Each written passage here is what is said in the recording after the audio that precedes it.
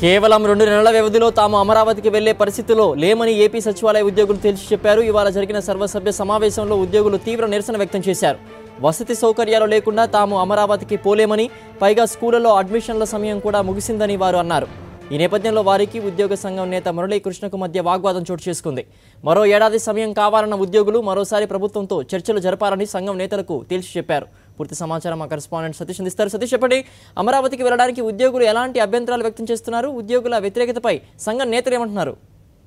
సిద్ధేశ్వర్, ప్రధానంగా జూన్ 27వ తేదీ కల్లా మొత్తం హైదరాబాద్ లో ఉన్నటువంటి సచివాలయ ఉద్యోగులు మొత్తాన్ని కూడా తరలిస్తామని ఇప్పటికే రాష్ట్ర ప్రభుత్వం కొన్ని జీవోలు కూడా జారీ చేసింది, ఒక నిర్ణయం తీసుకుంది.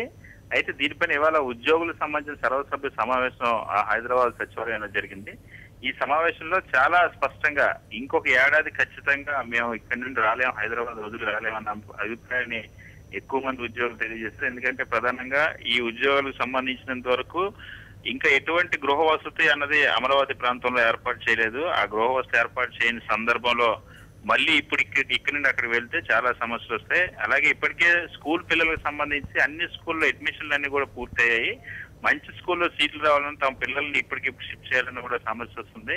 సో ఆ సమస్య వల్ల మళ్ళీ మేము ఇప్పటికిప్పుడు మేము తరలించని చెప్తాం. సో ఖచ్చితంగా ఏడాది పాటు గడువు కోరాలి రాష్ట్ర ప్రభుత్వం చెప్పి కోరారు. అయితే దీనికి మురళీకృష్ణ ఇప్పటికీ ఈ విషయాన్ని సీఎం గారికి చెప్పినప్పటికీ కూడా సీఎం సానుకూలంగా స్పందించలేదు అన్న అభిప్రాయం వ్యక్తం చేసినప్పుడు ఒక దశలో ఉద్యోగులకు మురళీకృష్ణకు మధ్య వాగ్వాదం కూడా జరిగింది. ఎట్టి పరిస్థితుల్లో కూడా మీరు మరొకసారి ఒత్తిడి తీసుకురావాల్సిందే, ఒత్తిడి తేవాల్సిందే అన్న అంశాన్ని చాలా స్పష్టంగా చెప్పారు. సో దీంతో ఉద్యోగుల తరలింపు అనేది మళ్ళీ సందిగ్ధంలో పడింది. ఈ జూన్ 27 కల్లా ఎంతమంది ఉద్యోగులు రావడానికి సిద్ధపడతారు, వీళ్ళ పిల్లల పరిస్థితి ఏంటి, అప్పటికప్పుడు గృహ వస్తు వస్తాయి ఏంటనేది ఇప్పుడు సమస్యగా మారింది. ఓకే సతీష్.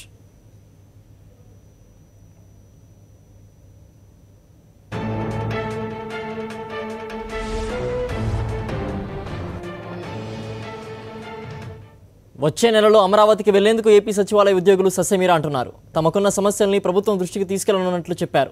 వాటిపై సీఎం నుంచి సమాధానం రావాల్సి ఉందని ఏపీ ఉద్యోగ సంఘాల అధ్యక్షుడు మురళీకృష్ణ తెలిపారు. రాష్ట్ర విభజనతో మొదటి వేటు ఉద్యోగులపైనే పడిందన్నారు. ఇప్పటికే కేంద్ర ప్రభుత్వం తాము అడిగిన కొన్ని డిమాండ్లకు ఒప్పుకోలేదని, అందుకే ఈసారి రాష్ట్ర ప్రభుత్వం నుంచి కూడా తమకు స్పష్టమైన హామీ వస్తేనే వెళ్లాలనే ఆలోచనలో కొందరు ఉద్యోగులు ఉన్నారని మురళీకృష్ణ చెప్పారు. మనం ఆ రోజు పిల్లలు, ఉద్యోగస్తులు, వారి పిల్లలు, ఎంప్లాయ్మెంటు, రైతులు, ఈ 3 వర్గాలకు కూడా నష్టం జరుగుతుంది అనుకున్నాం. ఫస్ట్ గొడ్డల వేటు ఎంప్లాయీస్ మీద పడుతున్న ఆ విధంగా మేము ఈరోజు ఫ్యామిలీస్ 80% ఇక్కడ సఫరర్స్ కొన్ని విచిత్రమైన కేసులు ఉన్నాయి. కేంద్ర ప్రభుత్వం విభజనే కాకుండా కొన్ని ఏదైతే ఆప్షన్స్ అడిగిన ఆప్షన్స్లో కూడా అన్యాయం చేశారు. సెంట్రల్ గవర్నమెంట్ ఎంప్లాయీస్కి అడిగితే ఇవ్వలేదు, పబ్లిక్ సెక్టర్ ఎంప్లాయీస్కి ఆప్షన్ అంటే ఇవ్వలేదు. 2-3 సంవత్సరాలు ఏదైతే టెంపరీగా పిల్లల చదువుల కోసం, మనం ముఖ్యంగా మన ఫ్యామిలీ పిల్లల కోసం బతుకుతున్నాం, వాళ్ళ చదువులు డిస్టర్బ్ కావద్దని కోరుకుంటున్నాం. కాబట్టి ఈ విధంగా పిల్లల చదువుల కోసం 2-3 సంవత్సరాలు తిరగాలి కాబట్టి కొన్ని ఫెసిలిటీస్ అడిగాం. దాంట్లో న్యాయం ఉంది. ప్రభుత్వం కూడా చిత్తశుద్ధితోటి మీ యొక్క ఎంప్లాయీస్ ఫ్రెండ్లీ గవర్నమెంట్గా ఉంటున్నాం. మేము ఎంప్లాయీస్కి ఏ సమస్య రాకుండా సీఎం గారు మిమ్మల్ని సేఫ్గా ల్యాండింగ్ చేస్తామని చెప్పి మాకు హామీ ఇచ్చారు.